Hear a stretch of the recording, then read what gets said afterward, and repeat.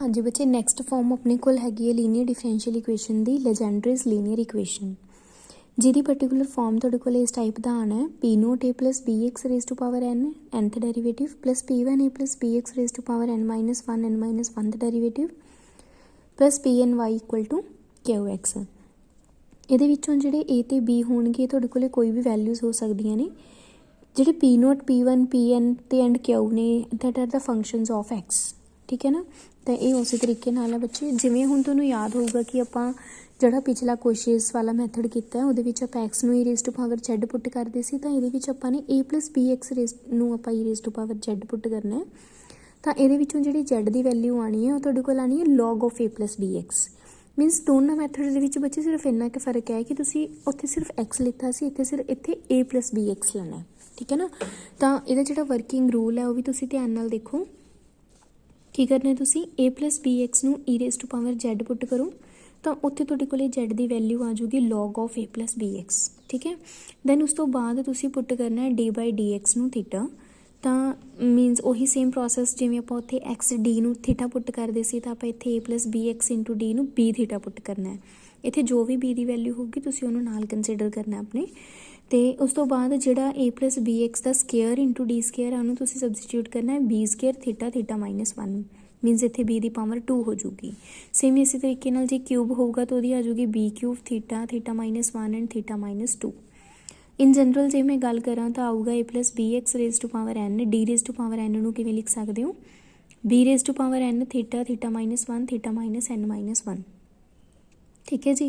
तो इन्हां सारियां वैल्यूज़ नूं जदों तुसीं अपनी वेरीएबल वाली फॉर्म दे विच पुट करोगे तो जिहड़ी तुहाडी इक्वेशन है वो कॉन्सटेंट कोफिशिएंट्स दे विच रिड्यूस हो जूगी, जिन्हों तुसीं y in terms of z solve कर लोगे तो लास्ट दे विच जेड दी जिहड़ी वैल्यू है लॉग ए प्लस बी एक्स उवें ही सबसटीट्यूट कर दोगे, ठीक है ना। जिवें तुहानूं एक एग्जाम्पल के थ्रू आपां इहनूं करदे हां। एग्जाम्पल तुहानूं एक डिफरेंशियल इक्वेशन दे रखी है 5 + 2x दी square d square y upon d x square minus 6 5 + 2x dy by d x plus 8y equal to 0। तो ये तुहाडे कोले हुण Legendre's linear equation a plus B x raise to power 2 की form दे रखी है, जिहदे विचों ए की वैल्यू हैगी 5 तो बी की वैल्यू हैगी 2, ठीक है। तो तुसीं इहदी सब तो पहला सिंबॉलिक फॉर्म कंसीडर करो।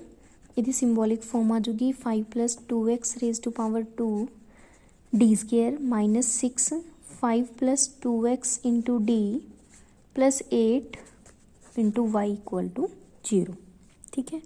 तुसीं पुट करना है 5 + 2x equal to e raise to power z, जिद्दां तुहाडे कोल जेड आ जाऊगा लॉग ऑफ 5 + 2x, ठीक है। एंड तुसी सबस्टिट्यूट करना है 5 + 2x into d equal to 2 into theta and 5 + 2x the square d square नूं पुट करोगे 2 square theta theta minus 1 means 4 into theta theta minus 1। तुसी जदों ये वैल्यूज़ अपनियां इस इक्वेशन दे विच पुट करोगे तो तां इहदी इक्वेशन जिहड़ी आ ओह किहदे च रिड्यूस होगी 4 theta theta minus 1 minus 6 theta into 2 plus 8 equals to 0 y equal to 0। The equation बन गई 4 theta square minus 4 theta minus 12 theta plus 8 equal to 0। यदि इक्वल एक्सलरी इक्वेशन कंसीडर कर सकते हो तुसी 4 थीटा स्केयर 4 थीटा दे विचों इनू मतलब लिखा तुसी 16 थीटा प्लस 8 इक्वल टू 0। ये 4 कढ़ के आप कॉमन कैंसल कर सकते हैं प्लस 2 इक्वल टू 0। दैन तुसी ये हुण इस इक्वेशन नूं सॉल्व करके अपने थीटा के रूट्स फाइंड आउट करोगे बाय डिस्क्रिमिनेंट फार्मूला, तो बननगे तुहाडे कोले माइनस बी की फार्मूला हुंदा minus b plus minus under root of b square minus 4ac upon 2 of a means minus b minus 4 plus minus 16 minus 4 1 into 2 upon 2 4 plus minus root 16 minus 8 upon 2 4 plus minus कितना आ गया 16 minus 8 8 मीनस 2 root 2 upon 2 means 2 plus minus root 2। तो ये तुहाडे कोले theta दियां दो values आ गई। ਤਾਂ ਹੁਣ ਇਹਨਾਂ ਦੇ ਕਰਸਪੋਂਡਿੰਗ ਜਿਹੜਾ ਸੋਲਿਊਸ਼ਨ ਆਉਣਾ ਜਨਰਲ ਸੋਲਿਊਸ਼ਨ ਬਟ ਜਿਹਨੂੰ ਆਪਾਂ ਕਹਿੰਦੇ ਆ ਉਹ ਆਊਗਾ y equal to c1 e raise to power 2 plus √2z plus c2 e raised to power 2 minus √2z ਤੇ z ਦੀ ਜਿਹੜੀ ਵੈਲਿਊ ਆ ਉਹ ਤੁਸੀਂ ਪੁੱਟ ਕਰੋਗੇ log of 5 plus 2x। ਤਾਂ ਇਸ ਤਰੀਕੇ ਨਾਲ ਦੇਖੋ ਤੁਹਾਡੇ ਕੋਲ ਇਹ ਸੋਲੂਸ਼ਨ ਆ ਗਿਆ। ਉਸ ਤੋਂ ਬਾਅਦ ਤੁਸੀਂ z ਦੀ ਵੈਲਿਊ ਪੁੱਟ ਕੀਤੀ log of 5 plus 2x ਤਾਂ ਤੁਹਾਡੇ ਕੋਲ ਕੋਰਸਪੋਂਡਿੰਗ ਜਿਹੜਾ ਸੋਲੂਸ਼ਨ ਆ ਉਹ ਐਗਜ਼ਿਸਟ ਕਰ ਗਿਆ। ਠੀਕ ਹੈ ਬੱਚੇ, ਤਾਂ ਇਸ ਤਰੀਕੇ ਦੇ ਨਾਲ ਤੁਸੀਂ ਆਪਣੇ ਲੈਜੈਂਡਰੇਜ਼ ਲੀਨੀਅਰ ਇਕੁਏਸ਼ਨਸ ਨੂੰ ਵੀ ਸੋਲਵ ਕਰ ਸਕਦੇ ਹੋ। ਮੈਥਡ ਦੋਹਾਂ ਦਾ ਸੇਮ ਹੈ, ਕੌਸ਼ੀਅਸ ਦਾ ਤੇ ਲੈਜੈਂਡਰੇਜ਼ ਦਾ। ਨੈਕਸਟ ਜਿਹੜੀ ਹੈਗੀ ਹੈ ਐਗਜ਼ਾਮਪਲ, ਉਹਦੇ ਵਿੱਚ 1 + x ਦੇ ਰੱਖਿਆ, ਮੀਨਸ a ਵੀ 1 ਹੈ ਤੇ b ਦੀ ਵੈਲਿਊ ਵੀ 1 ਹੈ। ਤੁਹਾਡੇ ਜਿਹੜਾ q ਹੈ ਉਹ ਹੈਗਾ 2 cos log of 1 + x। ਠੀਕ ਹੈ ਨਾ, ਤਾਂ ਸੇਮ ਉਸੇ ਤਰੀਕੇ ਨਾਲ ਕੀਤਾ ਆਪਾਂ ਨੇ। ਇਹਦੇ ਵਿੱਚ 1 + x ਨੂੰ e raised to power z substitute ਕੀਤਾ ਤਾਂ z ਆ ਗਿਆ log of 1 + x and 1 + x into d ਨੂੰ ਤੁਸੀਂ ਥੀਟਾ ਪੁੱਟ ਕੀਤਾ, 1 + x² d² ਨੂੰ ਥੀਟਾ -1 ਲਿੱਤਾ। ਸਬਸਟੀਟਿਊਸ਼ਨਸ ਜਦੋਂ ਕਰੋਗੇ ਤਾਂ ਤੁਹਾਡੇ ਕੋਲ ਐਕਸਲਟਰੀ ਇਕੁਏਸ਼ਨ ਬਣੂਗੀ θ² y = 2 cos z। ਇਹਦੀ ਜਿਹੜੀ ਐਕਸਲਟਰੀ ਇਕੁਏਸ਼ਨ ਹੈ θ² = 0 ਮੀਨਸ ਥੀਟਾ ਇੱਕ ਹੈ 0 ਐਂਡ 0 ਤਾਂ ਕੰਪਲੀਮੈਂਟਰੀ ਪਾਰਟ ਆ ਗਿਆ c1 + c2z। ਫਿਰ ਤੁਸੀਂ ਇਹਦਾ ਪਰਟੀਕੂਲਰ ਇੰਟੀਗਰਲ ਫਾਈਂਡ ਕੀਤਾ 1/θ² 2 cos z = 2 1/θ² cos z। ਇਹ ਆ ਗਿਆ ਤੁਹਾਡੇ ਕੋਲ -2 of cos z। ਤਾਂ ਇਸ ਤਰੀਕੇ ਨਾਲ ਬੱਚੇ ਤੁਸੀਂ ਲੈਜੈਂਡਰੇਜ਼ ਦੇ ਨਾਲ ਰਿਲੇਟਡ ਜਿਹੜੀ ਐਕਸਰਸਾਈਜ਼ ਹੈ ਉਹ ਵੀ ਤੁਸੀਂ ਸੋਲਵ ਕਰ ਲੈਣੀ ਹੈ।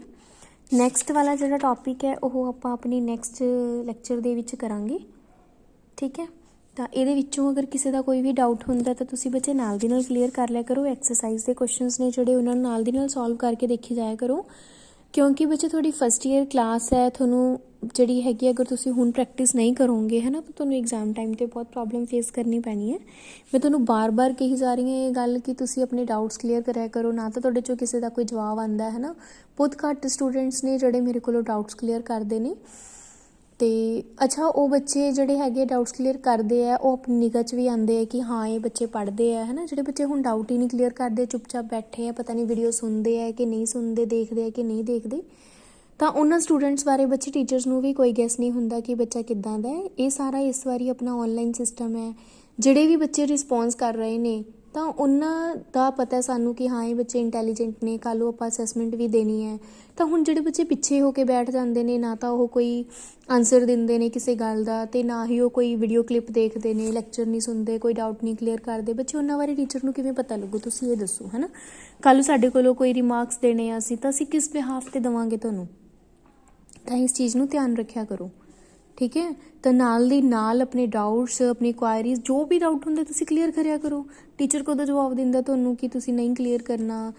ਹਾਂ, ਇਹ ਹੋ ਸਕਦਾ ਹੈ ਕਿ ਇੱਕ ਦਿਨ ਟੀਚਰ ਲੇਟ ਹੋ ਗਿਆ, ਕੋਈ ਪਰਸਨਲ ਪ੍ਰੋਬਲਮ ਹੋ ਗਈ ਜਾਂ ਕੋਈ ਕੰਮ ਹੋ ਗਿਆ ਹੈ ਨਾ, ਤਾਂ ਉਹ ਚੀਜ਼ ਨਹੀਂ ਹੁੰਦੀ, ਬਟ ਤੁਹਾਨੂੰ ਆਨਸਰ ਮਿਲੂਗਾ। ਓਕੇ,